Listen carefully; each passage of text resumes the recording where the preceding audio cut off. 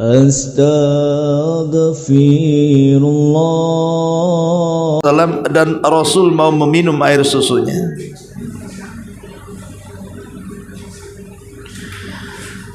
Ma'asyiral muslimin wal muslimat rahimakumullah.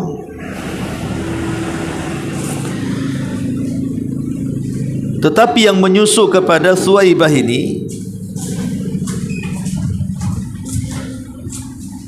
bukan hanya sekedar Nabi SAW saja.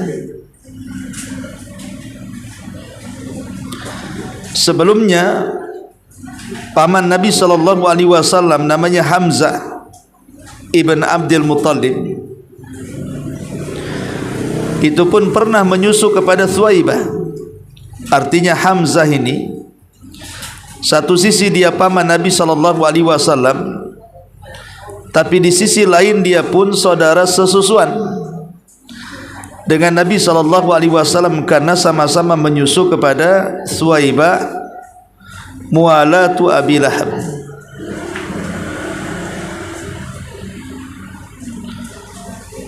Kemudian juga di sana ada orang namanya Abu Salamah Ibn Abdul Asad Al-Mahzumi,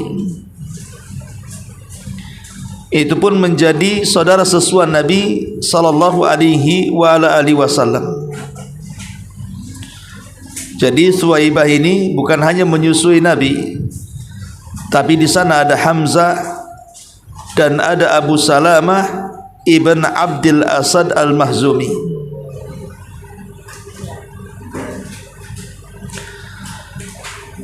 Ma'asyiral muslimin wal muslimat rahimakumullah. Kemudian selain daripada dua wanita ini yang pernah menyusui Nabi SAW, wanita ketiga namanya Halimah Sa'diyah.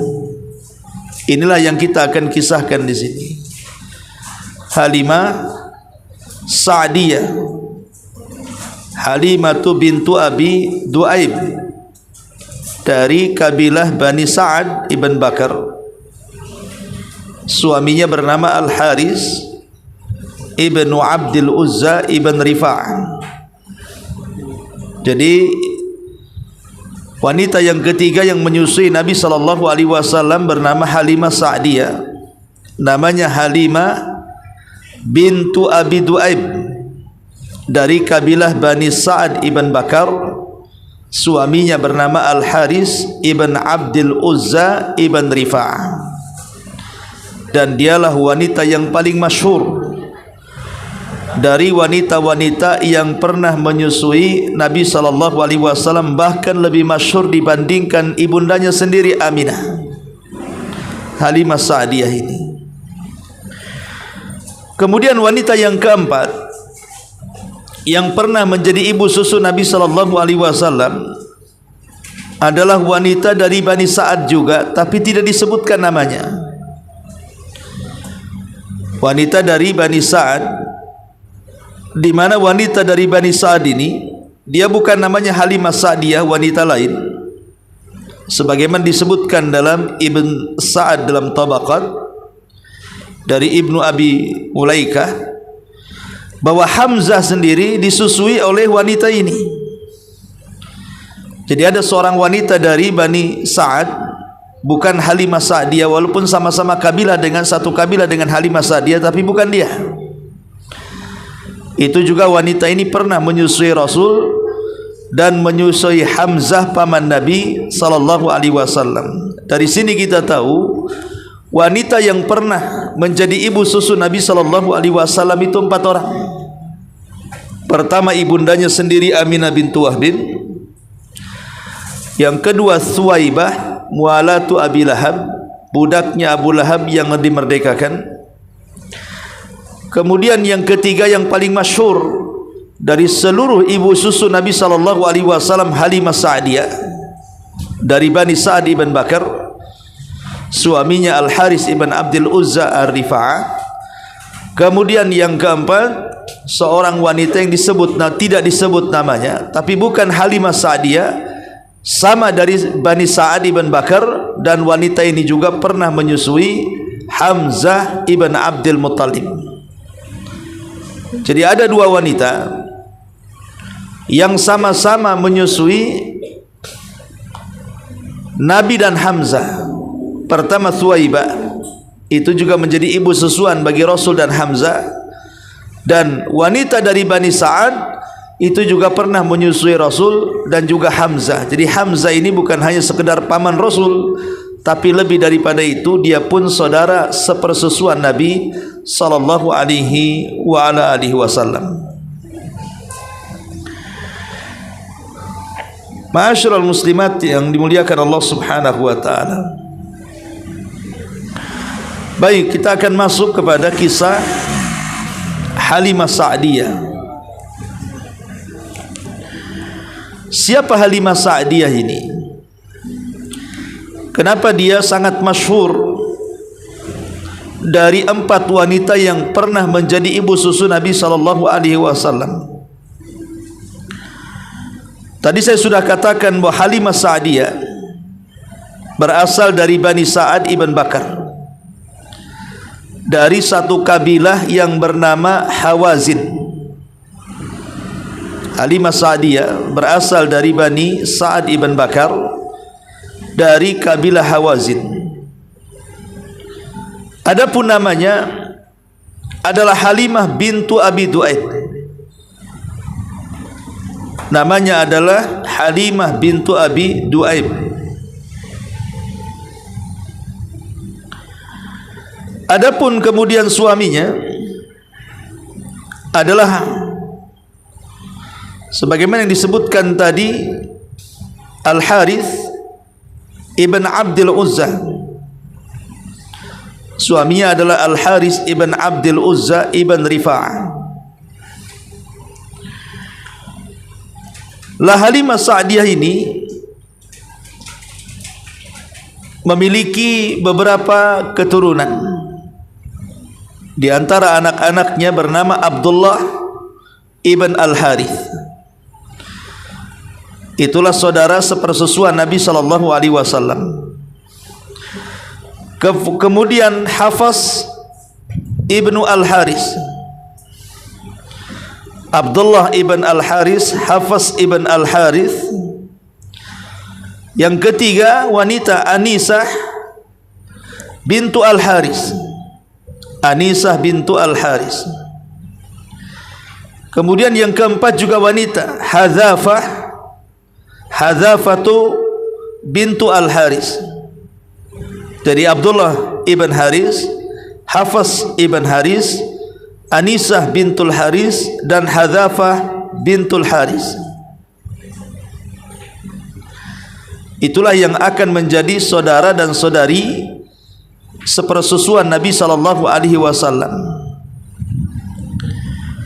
Ma'asyiral muslimin wal muslimat rahimakumullah. Adapun Halimah sendiri, setelah tidak menyusui Nabi sallallahu alaihi wasallam dan tidak berjumpa lama dengan Nabi sallallahu alaihi wasallam, setelah Nabi sallallahu alaihi wasallam diangkat menjadi nabi dan rasul, maka Halimah dan suaminya datang ke kota Madinah. Kemudian mengadukan akan kekeringan yang terjadi di kabilahnya Bani Sa'ad ibn Bakar. Jadi setelah Rasul diangkat jadi nabi dan rasul dan hijrah ke kota Madinah, maka Halimah dan keluarganya rombongan mendatangi kota Madinah untuk menemui Nabi sallallahu alaihi wasallam dan mengadukan soal kekeringan yang terjadi di kampungnya. Maka Nabi sallallahu alaihi wasallam sangat memuliakannya. Bagaimanapun Rasul tidak pernah melupakan kebaikan orang. Apalagi Halimah ini adalah ibu susu Nabi. Tidak mungkin Nabi tidak memuliakannya. Maka Nabi sangat-sangat memuliakannya. Bahkan menghadiahi kepada Halimah 40 ekor kambing. Kemudian setelah itu Halimah dan suaminya masuk Islam. Halimah Sa'diyah dan suaminya Al-Harith ibn Abdul Uzza Ar-Rifa'ah, kedua-duanya kemudian masuk Islam. Dan berjumpaan Halimah dengan Nabi sallallahu alaihi wasallam setelah beliau diutus menjadi nabi dan rasul. Ketika itu Nabi SAW berada di daerah Ji'rana setelah terjadi Fathu Mekah. Jadi ketika Rasul berada di daerah namanya Ji'rana setelah Fathu Mekah, maka keluarga Halimah Sa'diyah datang bersama Halimah. Maka Nabi SAW sangat memuliakan. Beliau pun membentangkan tikar, kemudian mempersilahkan duduk ibunda tercintanya, ibunda susuannya Halimah dan suaminya. Kemudian Nabi SAW mulai memberikan pencerahan, dibacakan ayat-ayat Al-Quran, diajaknya masuk Islam. Akhirnya kemudian Halimah dan juga suaminya kedua-duanya masuk Islam di tangan Nabi SAW, dan baik keislamannya, baik keislamannya. Kemudian sebelum pulang meninggalkan Nabi SAW, Halimah pun kemudian diberikan hadiah Nabi SAW 40 ekor kambing dan beberapa uang dirham. Disebutkan bahwa Halimah Sa'diyah meninggal setelah tahun ke-8 dari hijrah Nabi SAW di kota Madinah, dan beliau pun dikebumikan di kuburan Baqi di samping Masjid Nabawi. Dan dia pun meriwayatkan satu hadis dari Nabi SAW, di mana riwayatnya diambil dari Abdullah ibn Ja'far. Baik, kita sedikit membaca apa yang dikatakan pengarang dalam kitab Rahiqul Makhtum ini. Perhatikan bukunya. Sudah menjadi tradisi bangsa Arab saat itu untuk mencari perempuan pedalaman untuk menyusui bayi-bayi mereka. Tujuannya agar si bayi terhindar dari penyakit yang biasa menyebar di perkotaan, agar ia bisa tumbuh dengan fisik yang kuat, juga terasah kefasihan bahasa Arab, serta mengikuti tradisi di mana Abdul Muttalib mencari perempuan yang mau menyusui cucu tercintanya. Akhirnya dia menemukan seseorang perempuan dari Bani Sa'ad ibn Bakar yang bersedia menyusui Muhammad SAW. Perempuan itu bernama Halimah binti Abi Du'aib. Suaminya bernama Al-Haris ibn Abdul Uzza yang biasa dipanggil Abu Kabsyah. Jadi begini Bu, orang-orang di zaman itu, terutama orang-orang kota, dan ingat semua para nabi lahir di kota, karena kota itu pusat ilmu. Dari zaman dulu sampai hari ini kota itu pusat pengetahuan. Bukan berarti merendahkan desa, tidak. Tapi semua para nabi itu lahir di kota, termasuk nabi kita Muhammad SAW. Lah di zaman itu kebiasaan bangsa Arab adalah mengirim bayi-bayi mereka untuk disusukan ke pedesaan. Pertama itu tradisi masalahnya. Yang namanya tradisi akan sulit untuk dihapus. Namanya tradisi. Apalagi tradisi di zaman itu sangat kuat.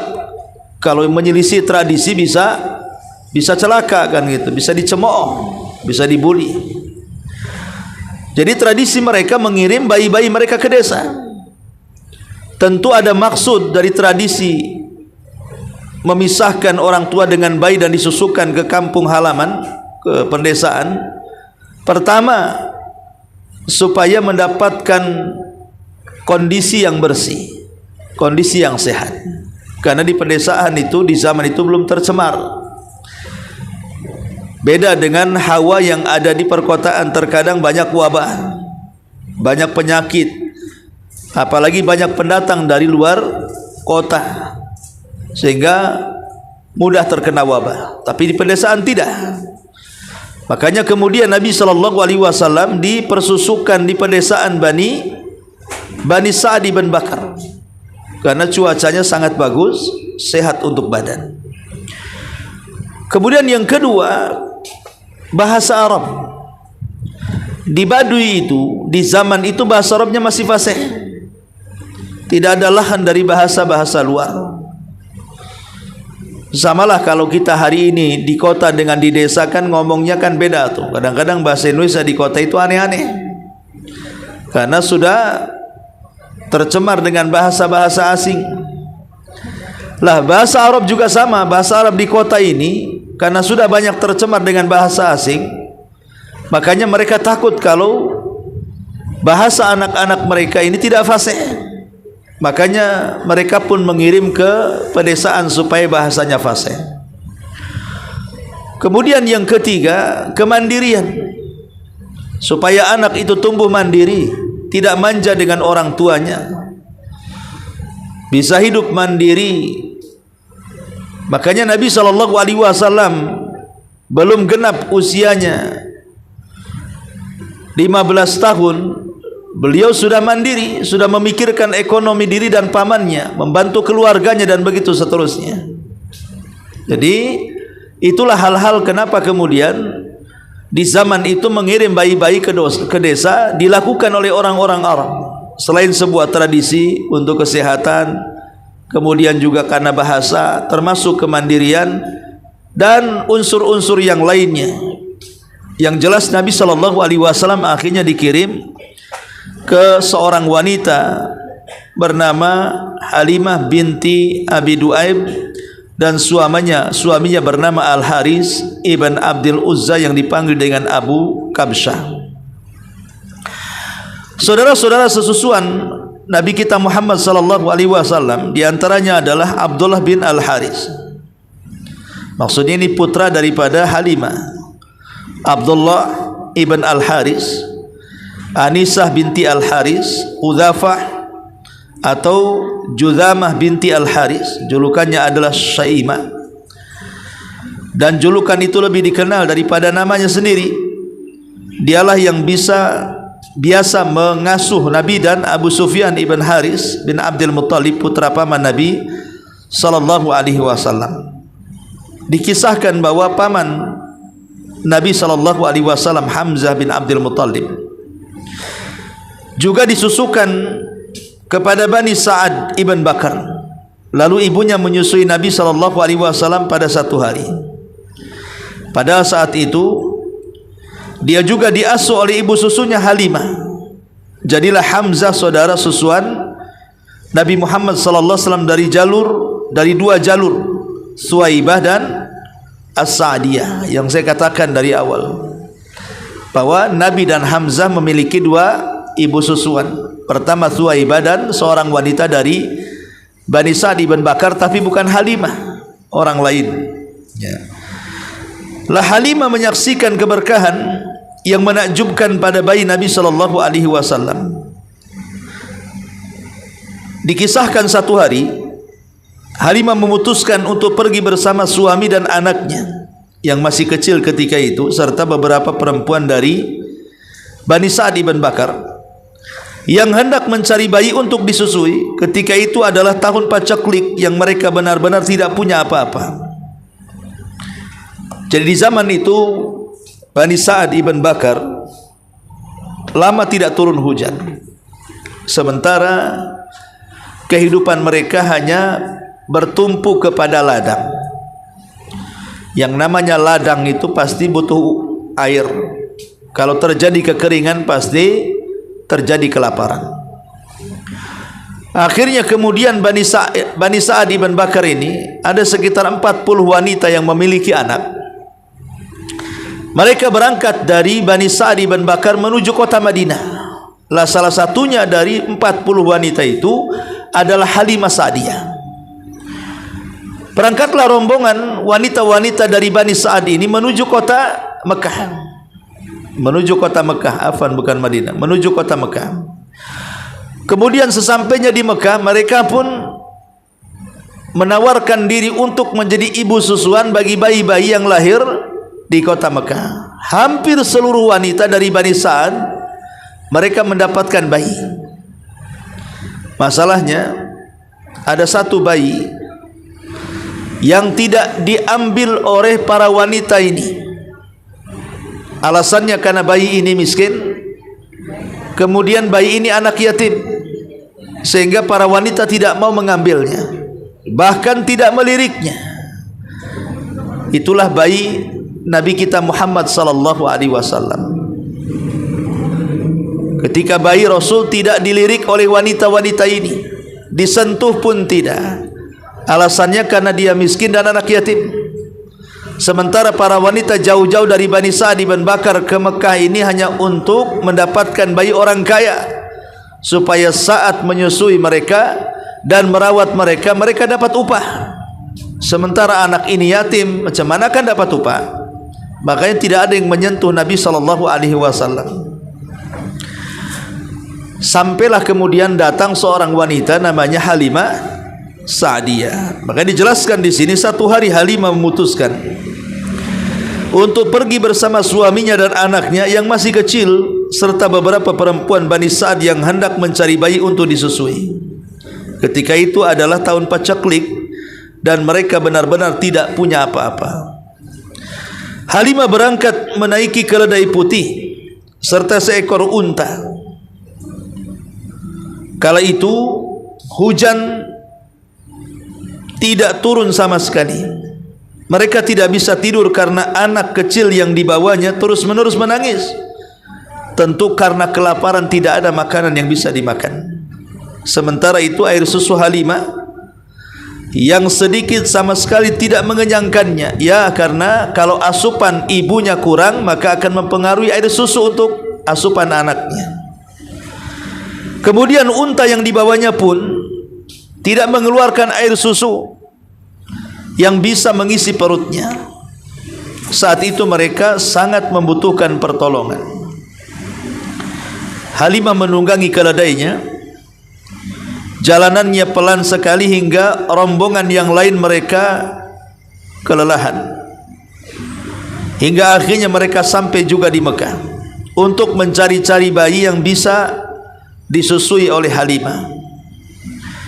Semua perempuan itu menolak menyusui Nabi. Setelah tahu bahwa dia anak yatim, mereka memang mencari tahu ayah dari bayi yang akan disusuinya, dan jawaban yang diterima tentang ibu Muhammad adalah dia anak yatim. Karena ibundanya meninggal, ayahnya meninggal ketika usia Rasul 6 bulan di kandungan Aminah. Barangkali ini hanya punya ibu atau kakek yang bertanggung jawab merawatnya. Mereka kurang menyukai, tentu karena takut tidak dapat bayaran. Selang beberapa waktu semua perempuan itu sudah berhasil mendapatkan bayi, kecuali Halimah belum mendapatkan bayi susuan. Ketika rombongan hendak pulang, Halimah berkata kepada suaminya, "Sungguh pantang bagiku pulang bersama rombongan sebelum mendapatkan bayi. Bagaimana kalau seandainya bayi yatim ini kita ambil saja, daripada kita pulang tangan kosong? Sudahlah, bagaimana kalau kita ambil saja?" Maka Al-Haris ibn Abdul Uzza menjawab suaminya, "Terserah engkau saja. Siapa tahu," kata suaminya, "Allah akan memberikan berkah kepada kita melalui bayi ini." Jadi suaminya sangat berharap, tafaul, mudah-mudahan dengan mengambil bayi anak yatim ini kita mendapatkan berkah. Dan ini sebagai dalil, siapapun yang mau merawat anak yatim di rumah-rumahnya pasti akan diberkahi kehidupannya. Kalau ibu mau mengambil anak yatim, kemudian dijadikan anak angkatnya dan ibu perlakukan sebagai anak sendiri, tidak dibeda-bedakan anak kandung dengan anak angkat, maka akan membawa keberkahan besar di rumah ibu.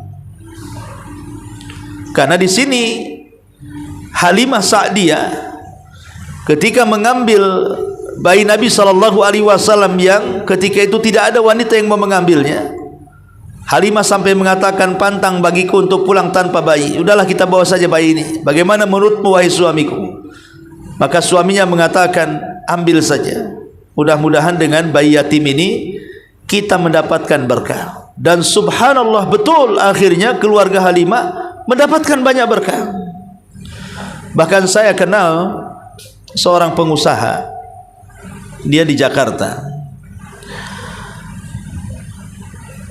Dia salah satu orang yang ya banyaklah menonton YouTube saya. Bahkan penasaran juga ingin berjumpa, tapi sampai hari ini belum ketemu. Maksudnya hanya lewat telepon saja. Dia bercerita, pernah curhat juga. Satu hari dia bercerita bahwa sebelum dia mengangkat anak yatim di rumahnya, memang anaknya banyak, ada 4 ke 5 saya lupa ya. Ya usahanya biasa-biasa saja katanya. Tapi setelah saya mengambil anak yatim di rumah saya, itulah mulai rizki saya dibentangkan oleh Allah Subhanahu wa ta'ala. Kemudian dia bertanya, Ustaz, salah enggak saya kalau lebih mencintai anak yatim ini, walaupun saya katakan ini anak angkat, dibandingkan anak kandung saya sendiri? Karena saya melihat gara-gara anak ini usaha saya lancar katanya. Dulu sebelum anak ini belum ada di rumah, biasa-biasa saja ekonomi saya. Setelah saya memberanikan diri mengambil anak ini dan hidup bersama keluarga, akhirnya usaha saya lancar. Jadi dia bertanya, salah enggak saya lebih mencintai anak ini, padahal bukan anak kandung saya, dibandingkan anak kandung saya sendiri? Lah ucapan dia mengatakan, sejak aku merawat bayi ini di rumah saya, akhirnya hidup saya berkah, usahanya maju, dimudahkan rezekinya. Ini membuktikan bahwa kalau di rumah kita anaknya yatim pasti berkah, gitu maksudnya. Seperti di sini perkataan suami daripada Halimah. Dia menjawab, siapa tahu Allah memberikan berkah kepada kita melalui bayi yatim ini. Halimah pun pergi mengambil bayi Muhammad, semata-mata karena dia tidak berhasil menemukan bayi lain untuk dibawa. Setelah itu dia kembali bergabung bersama rombongan. Namun saat diambilnya bayi tersebut, kemudian beliau pun menggendong bayi tersebut, entah kenapa terjadi keajaiban di sini. Ketika mengambil Rasul dan dipeluknya, maka Halimah terjadi keajaiban pada fisiknya, di mana air susunya penuh dan meledak-ledak, banjir. Padahal sebelumnya susunya sedikit, air susunya itu, karena kurang asupan gizi yang dimakan. Baru digendong, air susunya meledak penuh sehingga bayi itu bisa minum sampai puas. Anaknya sendiri ikut menyusui sampai kenyang. Lalu kedua bocah itu tertidur dengan nyenyak, padahal sebelumnya mereka tidak bisa tidur gara-gara terganggu tangisan kelaparan si anak yang tidak ada air susu untuk diminumkannya. Suami Halimah bangkit menghampiri unta yang mereka bawa. Ternyata untanya juga penuh dengan air susu. Langsung saja dia memerahnya sehingga bisa minum sampai kenyang.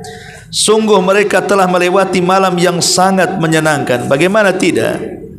Perjalanan dari Bani Sa'd bin Bakar menuju Mekah itu kan jauh sekali. Mereka orang miskin, mereka tidak banyak bawa bekal. Sementara dalam gendongan mereka ada bayi yang harus disusui. Lah Halimah ini dapat musibah 2 kali. Pertama, air susunya sedikit yang di badan dia untuk bayinya. Yang kedua, air susu unta yang dibawanya pun tidak mengeluarkan air susu, sehingga untuk menjamin kesehatan dia, suami dan keluarganya itu akan sangat sulit sekali. Tapi subhanallah, setelah menggendong bayi Nabi SAW, dia mendapatkan berkah dari 2 jalur. Jalur yang pertama, air susunya pada badannya penuh sehingga bisa menyusui anak dan juga Rasul SAW. Susu untanya juga penuh sehingga dia bisa minum dan suaminya minum. Makanya malam itu semua bisa tenang dan bisa tidur. Karena di musim kelaparan, asal ada makan saja sudah bahagia. Asal ada minuman yang bergizi sudah senang di musim kelaparan itu. Ma'asyiral muslimin wal muslimat rahimakumullah. Maka saat fajar, suaminya berkata, wahai Halimah, tahukah engkau bahwa engkau telah membawa seorang bayi yang membawa berkah? Suaminya mengatakan kepada Halimah, tahukah wahai istriku bahwa engkau telah membawa bayi kepada kita, bawa bayi yang membawa berkah? Halimah menjawab, memang itulah yang betul-betul kuharapkan. Kemudian rombongan mulai bergerak. Halimah menunggangi keledainya bersama Nabi SAW yang masih kecil. Sungguh keledainya berjalan dengan cepat hingga tidak terkejar oleh keledai teman-temannya. Mereka sampai terheran-heran, sampai berteriak-teriak, "Hai putri Abi Du'aib, tunggu kami. Bukankah ini keledai yang kutunggangi waktu kita berangkat kemarin?" Halimah menjawab, tentu, memang keledai yang sama. Ada yang ajaib dengan keledai itu. Jadi mereka mengatakan, kok aneh, keledai itu kemarin paling lambat, kenapa sekarang paling cepat? Kemarin keledainya sakit, kenapa jadi sehat? Jadi orang-orang ini heran dengan keledainya Halimah ini, karena keledainya paling kurus sendiri, kenapa paling kencang sendiri? Makanya kemudian mereka mengatakan, ini ajaib keledai ini. Akhirnya sampailah rombongan itu di tempat tinggal mereka, perkampungan Bani Sa'ad. Rasanya tidak pernah mereka menyaksikan daerah segersang itu. Begitu Halimah datang, kambing-kambing yang mendekat, sungguh menakjubkan. Mereka tampak kenyang dan kambingnya mengembung penuh air susu. Keluarga Halimah langsung memerah dan meminumnya, padahal orang lain di kampung mereka tidak berhasil memerah setetes pun air susu. Sejak itulah orang-orang menyuruh para penggembalanya, gembalakan kambing-kambing itu di tempat penggembalaan Halimah, supaya kambingnya sama dengan kambing dia. Jadi semata-mata Rasul datang saja ke kampung Halimah, entah dari mana kambing-kambing itu, rupanya air susunya meledak penuh, sehingga mereka baru datang saja mereka sudah bisa memerah air susu kambing dan meminumnya. Itulah keberkahan yang luar biasa. Dan anehnya orang-orang kampung pun merasa heran. Makanya kemudian mereka mengatakan, kalau begitu kambing-kambing kita harus digembalakan di tempat kambing Halimah supaya mendapatkan berkahnya. Kemudian dijelaskan, ternyata kambing-kambing mereka pulang ke kandang tetap dalam keadaan lapar, dan kambing kering, sementara kambing Halimah pun dalam keadaan kenyang dan penuh dengan air susu. Halimah sekeluarga terus mencatat segala kebaikan dan tambahan yang Allah berikan itu hingga 2 tahun lamanya. Rasul kecil tumbuh jauh melampaui anak seusianya. Belum genap 2 tahun dia telah menjadi anak yang kuat dan gagah. Setelah masa penyusuan itu, Halimah menemui Aminah dan memohon agar dia sudi membiarkan Rasul tetap tinggal bersama mereka, karena mereka yakin bahwa anak ini membawa berkah. Mereka berkata, bagaimana seandainya anak ini tetap bersama kami? Kami akan asuh dia sampai besar. Kami khawatir dia terkena wabah penyakit yang melanda Mekah. Mereka terus membujuk Aminah sampai bersedia melepas Nabi SAW. Jadi di usia hampir 2 tahun, karena kan menyusui kan 2 tahun saja. Kalau 2 tahun kan disapi, orang-orang Arab kan sudah biasa. Mereka tidak mau berpisah dengan bayi Nabi, karena mereka sudah merasakan berkahnya masalahnya. Makanya kemudian mereka ketika hendak menyerahkan Nabi, mereka meminta agar Nabi diserahkan balik kepada mereka, dan mereka berjanji untuk mendidik Nabi SAW sampai dewasa. Kemudian yang selanjutnya peristiwa pembelahan dada. Akhirnya bayi Muhammad kembali diasuh di pangkuan Bani Sa'ad bin Bakar hingga beberapa bulan setelah itu. Demikian menurut pendapat Imam Ibnu Ishaq pada usia 4 tahun. Menurut para sejarawan, terjadi peristiwa pembelahan dada. Diriwayatkan oleh Muslim dari Anas, satu hari Muhammad kecil didatangi oleh malaikat Jibril. Saat itu dia sedang asyik bermain dengan teman-teman sebayanya. Tiba-tiba malaikat Jibril membawanya, kemudian merebahkannya, lalu membelah dadanya. Segumpal hati yang masih berlumuran darah dikeluarkan dari dada Rasul seraya berkata, ini adalah bagian setan yang ada padamu. Lalu Jibril mencuci hati itu dengan air Zam-Zam yang ditaruh di dalam sebuah bejana emas, kemudian mengembalikannya ke tempat semula. Dikatupkannya lagi satu dengan yang lainnya. Setelah itu Muhammad dikembalikan ke teman-temannya. Mereka lari berhamburan menemui ibu asuh mereka Halimah. Muhammad telah dibunuh, Muhammad telah dibunuh, ujar mereka. Semua bergegas menghampiri Rasul. Yang pucat pasti ketakutan. Anas menuturkan, aku pernah melihat bekas belahan yang ada di dada beliau alaihi salatu wassalam.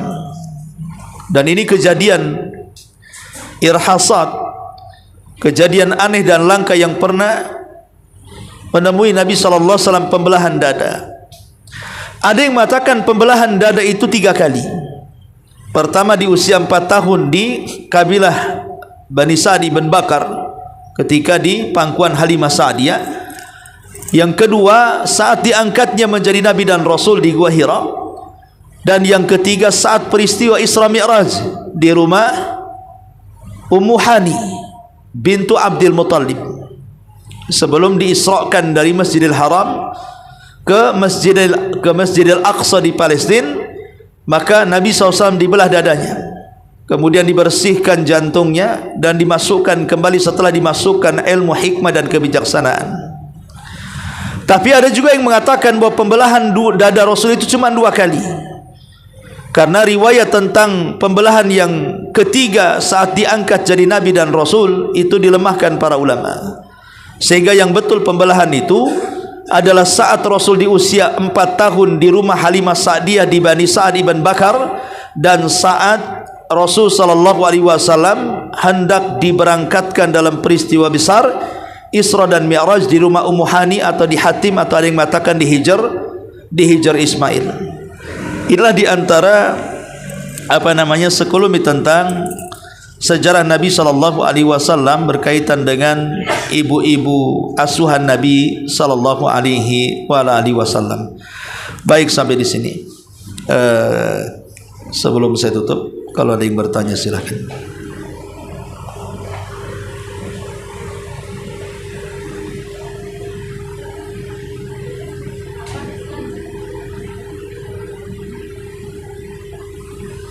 Ada?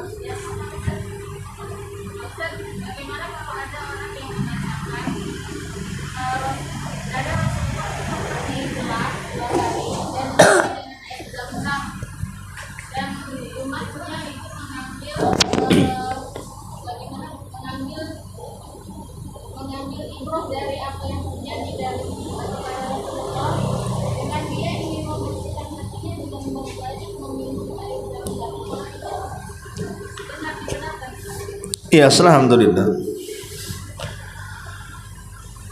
Apakah boleh dijadikan dalil pembersihan dada Nabi SAW dengan air Zam-Zam? Bisa kita ikuti dengan cara banyak meminum air Zam-Zam. Ya, alhamdulillah.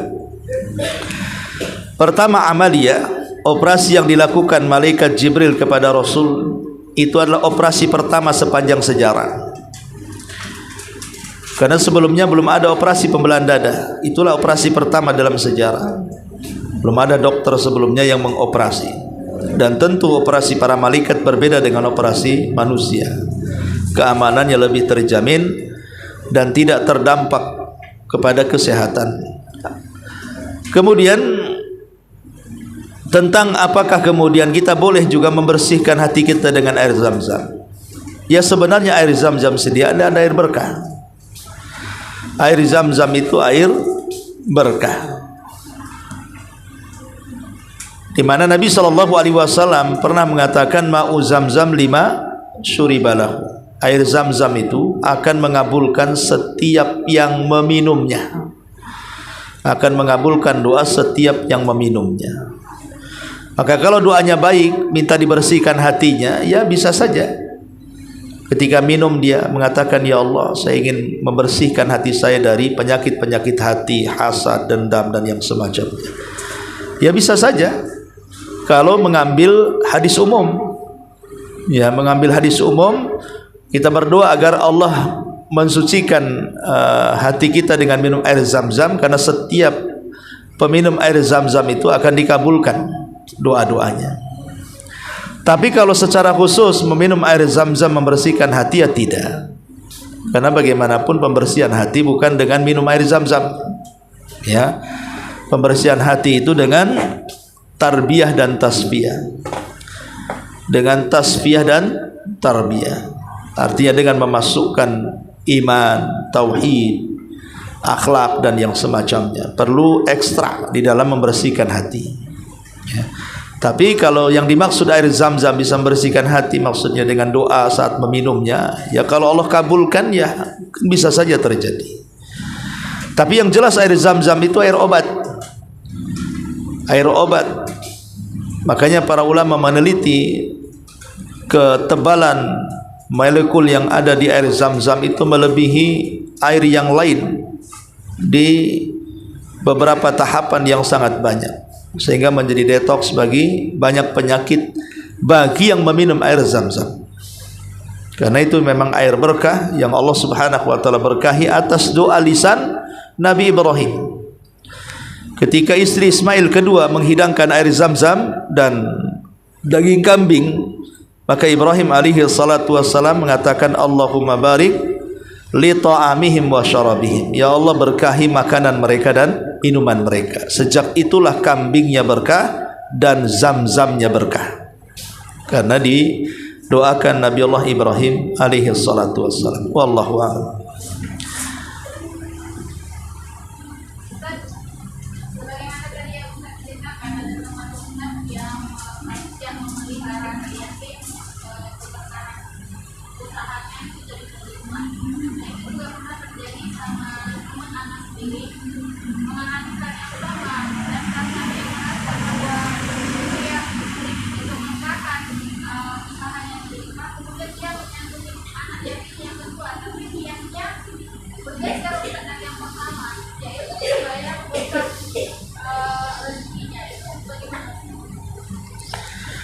Ya, alhamdulillah. Innamal a'malu binniyat. Amal itu ditentukan dengan niatnya. Ya, kalau niat yang pertama lillahi ta'ala, tiba-tiba diluaskan rizkinya, ya dia dapat pahala, rizki itu mengikutinya. Tapi kalau kemudian dia mengambil anak lagi dalam niat untuk mengambil berkah, bukan karena lillah, hanya supaya usahanya lancar, ya dia akan dapat apa yang diniatkan saja. Ya usahanya akan lancar, tapi dia tidak dapat apa-apa, kan rugi. Sudah menghabiskan harta, waktu, biaya, tapi nggak dapat pahala. Padahal Rasul mengatakan, saya dan para pengkafil anak yatim itu seperti ini di sorga. Rasul mengisyaratkan dengan jari tengah dan jari telunjuknya, saking dekatnya. Kalau dia niatnya tidak mengkafil hanya untuk itu saja, ya dapat dunia saja, nggak dapat akhirat jadinya kan. Karena Rasul mengatakan, faman kanat hijratuhu ilallahi wa rasuli fa hijratuhu ilallahi wa rasuli. Faman kanat hijratuhu lid dunya aw imra'atin yatazawwajuha fa hijratuhu ila ma hajara ilaihi. Siapa yang hijrahnya karena Allah dan Rasulnya, ya dia akan mendapatkan apa yang dikehendaki Allah dan Rasulnya. Tapi kalau hijrahnya bukan karena Allah dan Rasulnya, karena dunia, ya dia akan dapat dunia saja. Kalau niatnya hanya untuk melancarkan bisnis, ya dapat dia nanti lancar bisnisnya, tapi akhirat tidak dapat. Jadi menyanyiakan waktu jadinya. Wallahu a'lam. Iya.